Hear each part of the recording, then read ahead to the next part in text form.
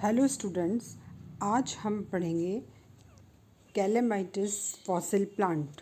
कैलेमाइटिस एक जीवाश्मीय पादप है।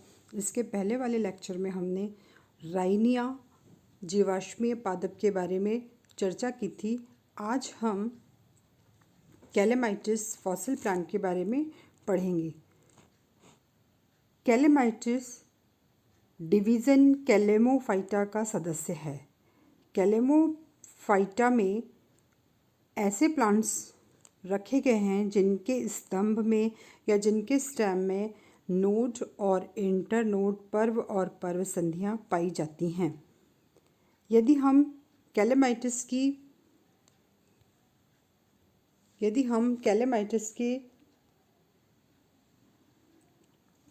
सिस्टमैटिक पोजीशन के बारे में या वर्गीकृत स्थिति के बारे में बात करें तो ये कैलेमोप्सिडा क्लास का मेंबर है और ऑर्डर इक्विसिटल्स ऑर्डर है इसका इक्विसिटल्स। इक्विसिटल्स में नोड और इंटरनोड पाए जाते हैं और ये एक दूसरे के अल्टरनेट होते हैं।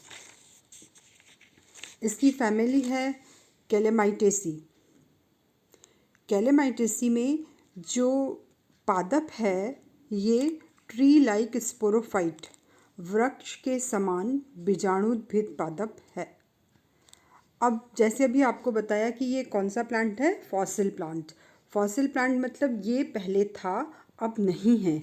लेकिन जब भी हम किसी फॉसिल प्लांट की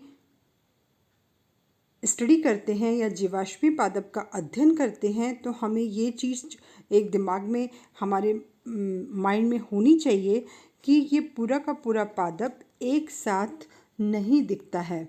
जब फॉसिल्स इसके मिलते हैं तो कहीं लीफ मिलती है, कहीं स्टेम मिलता है और कहीं इसका रिप्रोडक्टिव पार्ट मिलता है और उन सब को एक साथ रिकंस्ट्रक्ट करके या उनको ऑर्गेनाइज्ड करके साइंटिस्ट ये बताते हैं कि ये पादप इस तरह का था।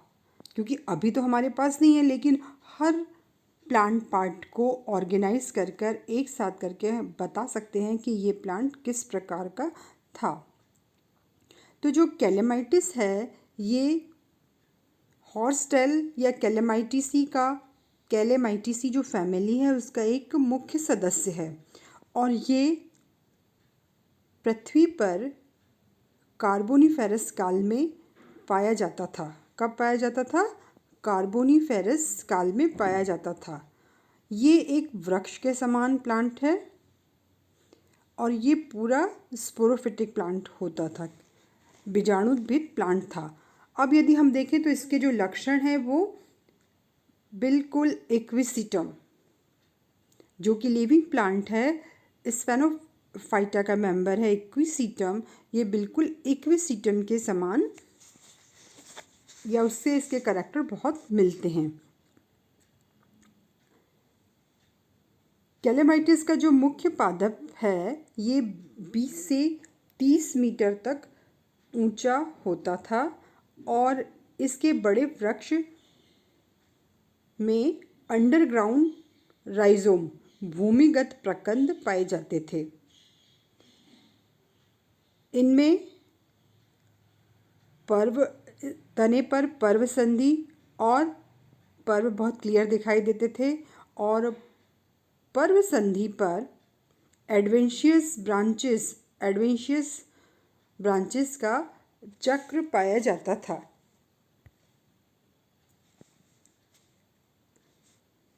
विभिन्न पादप जीवाश्म वैज्ञानिकों द्वारा कैलेमाइटिस के पादप के विभिन्न प्लांट्स का उनके पार्ट्स का अध्ययन करने के बाद इनके जो कूट वंश या जिनके फॉर्म जेनरा को जो नाम दिया है वैज्ञानिकों ने, ये आपको याद रखने वाली बात है। क्योंकि जो 1 नंबर वाले प्रश्न होते हैं उसमें इस तरह के क्वेश्चन पूछे जा सकते हैं कि जो कैलेमाइटिस है, कैलेमाइटिस की जड़ को क्या कहा जाता था। तो जो कैलेमाइटिस की जड़ है उसको नाम दिया गया है, उसका कूट वंश है एस्ट्रोमाइलॉन और इसका जो तना है, इसके स्टेम या तने को नाम दिए गए हैं यूकेलेमाइटिस, स्टाइलोकेलेमाइटिस और कैलेमाइटिना। ये जो इनके 3 नाम हैं, ये तीनों नाम इनकी ब्रांचिंग पैटर्न के आधार पर दिए गए हैं। जैसे इसका जो यूकेलेमाइटिस है, ये देखिए जो इसका यूकेलेमाइटिस है, इसका ब्रांचिंग पैटर्न अलग है। इसमें नोड और इंटरनोड, इसमें देखो आप, इसकी में नोड और इंटरनोड बहुत क्लियर है और प्रत्येक नोड पर प्रत्येक नोड पर ब्रांचिंग है और ये जो ब्रांचिंग है इन पर पत्तियां जो है वर्ल के रूप में हैं। इसी प्रकार जो एक कैलेमाइटिना है, फिर है आपका स्टाइलोकेलेमाइटिस, तो इन सब में ब्रांचिंग पैटर्न अलग अलग है। अब जैसे ये स्टाइलोकेलेमाइटिस है, इसमें एक स्तंभ, बीच में एक स्टेम बिल्कुल है, दिख रहा है आपको डायग्राम में। ये जो स्टाइलोकेलेमाइटिस ए को देखेंगे हम तो बिल्कुल बीच में एक स्टेम दिख रहा है और उसमें फिर प्रकंद के ठीक ऊपर जहाँ पर राइजोम है, राइजोम के ठीक ऊपर हॉरिजॉन्टल समानांतर शाखाओं का गुच्छा दिखाई दे रहा है। ये एडवेंशियस ब्रांचेस हैं और इन गुच्छों से फिर शाखाएं तो उत्पन्न नहीं हो रही, लेकिन नोड से जो है शाखाएं उत्पन्न हो रही हैं और ये ऊपर तक जा रही हैं। और इसकी जो लीव्स हैं वो सिर्फ सिर पर हैं। कहाँ पर है? पत्तियां जो हैं बिल्कुल शीर्ष पर हैं, बल्कि और जो दोनों इसके है, जैसे कैलेमाइटिना और यूकेलेमाइटिस में पत्तियों का पैटर्न अलग है, ब्रांचिंग पैटर्न अलग है। और स्टाइलोकेलेमाइटिस में सबसे मुख्य एक ब्रांच निकली है और उससे हॉरिजॉन्टल जा रही है और लीव्स जो है वो कहाँ पर हैं? लीव्स इसके टिप पर हैं बिल्कुल। अब इसकी जो लीव्स हैं उनको वैज्ञानिकों ने जो कूट चक्र या फॉर्म जनरा के आधार पर नाम दिया है वो है एन्यूलेरिया और एस्ट्रोफाइलाइटिस। एन्यूलेरिया और एस्ट्रोफाइलाइटिस। और इसका जो रिप्रोडक्टिव पार्ट है या जो कोन लाइक स्ट्रक्चर है, कोन लाइक स्ट्रक्चर भी 2-3 प्रकार के हैं। एक है कैलेमोस्टेकिस, पेलियोस्टेकिस और सिंगुलेरिया। तो हम इसमें जो डिटेल स्टडी करेंगे वो करेंगे पेलियोस्टेकिस की। अब ये देखो, ये है इसका स्टेम का टीएस। ये तने की आंतरिक संरचना है। यदि हम इसके स्टेम के तने का या स्टेम का ट्रांसवर्स सेक्शन या अनुप्रस्थ काट देखेंगे तो हमको ये संरचनाएं बहुत क्लियर दिखाई देंगी। या हम कह सकते हैं इसके इंटरनल पार्ट को हम 3 भागों में बांटकर अध्ययन कर सकते हैं। पहला है कॉर्टेक्स, दूसरा है स्टील और तीसरा है पित्त। कॉर्टेक्स जो सबसे बाहर आपको देखो डायग्राम में बहुत क्लियर दिख रहा है, कॉर्टेक्स, पित्त और स्टील। क्या क्या है? कॉर्टेक्स, पित्त और स्टील। इसका जो कॉर्टेक्स है ये मल्टीसीरिएट है, मतलब 5-7 लेयर्स का बना होगा और कोशिकाएं पैरेन्काइमेटिस है, मृदु उत्तकी कोशिकाओं से बना है। कॉर्टेक्स को हम 2 भागों में बांट सकते हैं। एक, इसमें जो एक लेयर है वो है मोटी भित्ति युक्त और जो है दूसरे जो इसकी कोशिकाएं हैं वो पतली भित्ति युक्त हैं। तो मोटी भित्ति वाली सेल्स और पतली भित्ति वाली सेल्स में अंतर बहुत क्लियर दिखाई देता है।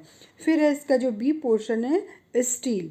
स्टील में यदि ये प्लांट जो है यंग प्लांट में हम देखेंगे तो इसमें 12 वेस्कुलर बंडल दिखाई देंगे और ये जो वेस्कुलर बंडल होंगे 12 बहुत वेल डेवलप्ड तो नहीं होंगे, लेकिन कैसे एक रिंग में हैं। वेस्कुलर बंडल इसमें एक रिंग में पाए जाते हैं और जिस भी प्लांट में वेस्कुलर बंडल रिंग में होगा वहाँ पर सेकेंडरी ग्रोथ या द्वितीयक जाइलम पाया जाएगा, वहाँ पर द्वितीयक जाइलम पाया जाएगा। इसका जो तीसरा पोर्शन है वो है पित्त। तो इसकी जो स्टील की हम बात कर रहे हैं कि इसमें रिंग में वेस्कुलर बंडल है। अब रिंग में वेस्कुलर बंडल है तो इसकी जो आंतरिक संरचना है वो बिल्कुल इक्विसिटियम के तने के समान ही प्रतीत होती है, लेकिन इसमें जो एक अंतर है क्योंकि इसमें वेस्कुलर बंडल बिल्कुल रिंग में है और इसमें इसलिए सेकेंडरी जाइलम बनेगा। और सेकेंडरी जाइलम बनेगा वो बहुत मोटा सा है, काफ़ी लेयरिंग वाला है। और कैलेमाइटस के तने में सेकेंडरी वुड तो बन रही है। अब जो इसकी सेकेंडरी जाइलम बन रही है पर सेकेंडरी ग्रोथ बहुत क्लियर नहीं है, तो कैलेमाइटस के तने में सेकेंडरी वुड में हमको एनुअल रिंग्स नहीं दिखाई देंगे। जब सेकेंडरी ग्रोथ होती है तो सेकेंडरी ग्रोथ में क्या बनते हैं, एनुअल रिंग्स, और एनुअल रिंग्स के आधार पर हम उस प्लांट की आयु निकाल सकते हैं। लेकिन इसमें सेकेंडरी वुड तो बनी है, मतलब सेकेंडरी ग्रोथ स्टार्ट तो हुई है पर बहुत अच्छे से नहीं हो पाई, तो इसमें क्या हुआ कि सेकेंडरी वुड में एनुअल रिंग्स नहीं बने। और हम इसलिए कह सकते हैं कि जब ये प्लांट लगा होगा तब एक समान यूनिफॉर्म क्लाइमेट पाई गई होगी, क्योंकि तापमान में जब परिवर्तन बहुत कम होता है तो एनुअल रिंग्स जो हैं नहीं बन पाती। अब इसका जो सी पोर्शन है वो है पित्त। अब हम पित्त के बारे में थोड़ी सी बात करेंगे। इसका जो पित्त है वो बिल्कुल सेंट्रल वाला पोर्शन है, उसको देखो आप, ये बिल्कुल पतली भित्ति युक्त पैरेन्काइमेटस सेल से मिलकर बना हुआ है और ये बहुत बड़ा है। बहुत सारी बहुस्तरी कोशिकाओं से मिलकर बना हुआ पित्त है और जो पित्त की कोशिकाएं हैं वो पैरेन्काइमेटस है, मृदु उत्त की कोशिकाएं हैं।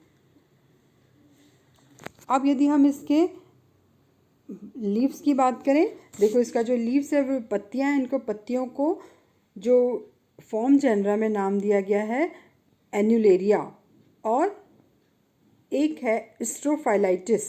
अब एन्यूलेरिया और स्ट्रोफाइलाइटिस दोनों की पत्तियों की संरचना में बहुत अधिक अंतर है। अब हम पहले एन्यूलेरिया को डिस्कस करते हैं। एन्यूलेरिया में क्या है कि जो शाखाएं नोड्स पर पत्तियां, इसकी जो नोड्स पर हैं वो पत्तियां निकल रही हैं और पत्तियां कैसी हैं, एक वर्ल में लगी हुई हैं। पत्तियां वर्ल में लगी हुई हैं और एक चक्र में 8 से 13 तक पत्तियां पाई जाती हैं और इनकी आकृति बहुत अलग है। यदि हम एस्ट्रोफाइलेटिस की पत्तियों को देखें तो एस्ट्रोफाइलेटिस की जो पत्तियां हैं ये बिल्कुल निडिल आकार हैं, कैसी, पतली पतली हैं, और ये भी कैसी लगी हुई हैं, वर्ल में लगी हुई हैं। तो दोनों की पत्तियों में बहुत अंतर है। एक जो पत्ती है उसका आकार का, जो एन्यूलेरिया की पत्ती है उसका आकार अलग है और एस्ट्रोफाइलेटिस की जो पत्ती है वो निडिल शेप है, यह सूच्याकार पत्तियां हैं और लगी दोनों कैसे हैं, दोनों ही वर्ल में एक घेरे में लगी हुई हैं। अब ये कैलेमाइटस का रिप्रोडक्टिव पार्ट है जिसको हम क्या कहेंगे, कोन। हम क्या कहेंगे, हमको कोन लाइक संरचना बिल्कुल दिख रही है तो हम इसको क्या, कोन कहेंगे। अब ये इसको हम कोन क्या, यदि हम इसके कोन का अध्ययन करेंगे तो इसके और भी जनरा में कई तरह के कोन मिले हैं और उनके अलग अलग नाम हैं, लेकिन हम कैलेमाइटिस का जो कोन पढ़ रहे हैं ये है पैलियोस्टैकिस। अब यहाँ पर देखो आप, चित्र में नीचे लिखा क्लियर दिख रहा है कि ये पुनः निर्मित है, मतलब इसको रिकंस्ट्रक्ट किया गया है। रिकंस्ट्रक्ट कैसे कि कभी इस कोन का एक पार्ट मिला, कभी इसका दूसरा पार्ट मिला और उसको एक साथ रखकर अध्ययन किया गया है। हम इसको रिकंस्ट्रक्ट प्लांट पार्ट कह सकते हैं। हम इसके पैलियोस्टैकिस का अध्ययन करेंगे। अब ये इसमें जो है इनवॉल्यूकुलर पे पाए जाते हैं। इनवॉल्यूकुलर देखो इसमें ब्रैक्ट्स भी हैं, इसमें ब्रैक्ट्स भी हैं। अब जो इसका पैलियोस्टैकिस नाम दिया गया है, ये नाम इसको इसके स्टेराइल ब्रैक्ट के बीच बीच में मिलने के कारण भी दिया गया है। अब जो कैलेमाइटिस के कोन हैं उसमें बीच में स्टेराइल ब्रैक्ट हैं। अब आप इस चित्र में देखो तो आपको स्टेराइल ब्रैक्ट दिख रहे हैं और उसके ब्रांच के समकोण पर आपको पूरा का पूरा कोन दिख रहा है, पूरा कोन लाइक स्ट्रक्चर दिखाई दे रहा है। अब इसमें जो है फर्टाइल और स्टेराइल दोनों तरह के वर्ल पाए जाते हैं। और जो स्पोरेंजियोफोर है ये ब्रैक्ट से अल्टरनेट है। ये ब्रैक्ट दिख रहा है, फिर एक स्पोरेंजियोफोर है, इधर भी ब्रैक्ट है और फिर एक स्पोरेंजियोफोर दिखाई दे रहा है। अब इक्विसिटम के समान इसमें भी छत्राकार स्पोरेंजियोफोर पर 4 बीजाणुधानी पाई जाती है। यदि हम इसका एलएस देखें तो हमको इसमें 4 स्पोरेंजियम दिखाई देंगे। स्पोरेंजियोफोर में दोनों तरफ देखो तो आपको 4 स्पोरेंजियम दिखाई देंगे। और ये जो स्पोरेंजियम हैं ये अधिकतर होमोस्पोरस है। होमोस्पोरस मतलब इसमें एक ही प्रकार का स्पोर मिलेगा। अब इसकी जो स्पोरेंजियम है यदि आप उसको बहुत देखो तो आपको नीचे एलएस में कि वो मुड़ी हुई दिखाई देंगी। कैसे दिखाई दे रही है? मुड़ी हुई दिखाई दे रही हैं।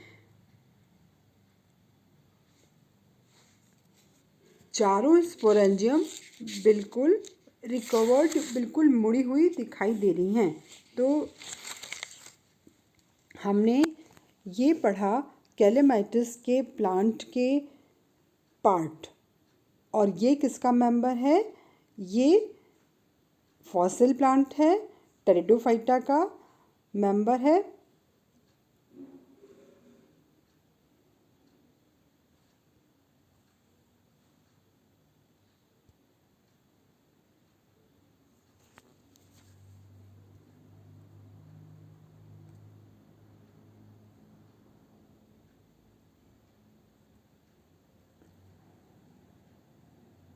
इसके जो और प्लांट पार्ट्स हैं उनके नाम है एस्ट्रोमाइलॉन, यूके, और जड़ को एस्ट्रोमाइलॉन कहते हैं। इसका जो तना है वो कैलेमाइटिस है और इसकी जो लीव्स हैं वो